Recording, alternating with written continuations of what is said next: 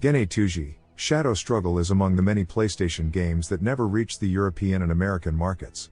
This 3D fighting game, developed by Radim and published by Banpresto, was released in 1996, a year marked by an abundance of fighting games such as Tekken 2, Cobble No. 1, and Soul Edge. Despite fierce competition, Genei Tougi managed to stand out, generating enough success to spawn a sequel, Critical Blow.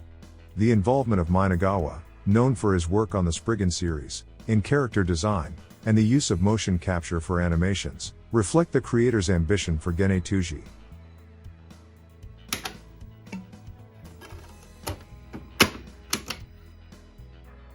I won't lie, I didn't expect anything particular from Banpresto's title, other than it being a good representation of 3D fighting games from the 90s.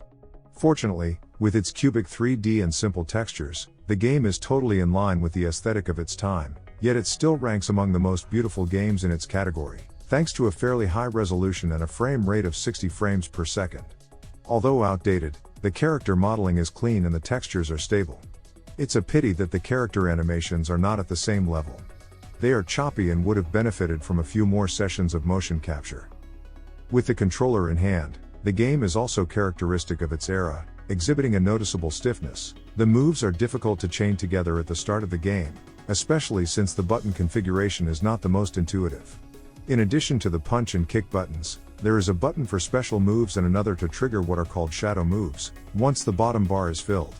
Once engaged, this feature makes it easier to chain basic moves, giving you an advantage in terms of speed and priorities. A good idea that energizes the fights.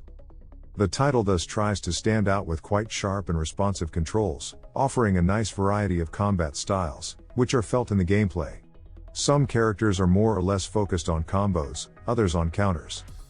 Truth be told, Shadow Struggle reveals its potential after a short adaptation phase. The possibility to create your own combos is interesting, betraying a more solid and complete fighting game than it seems. It's a shame that the 3D wasn't exploited more, particularly for dodging or executing ring outs.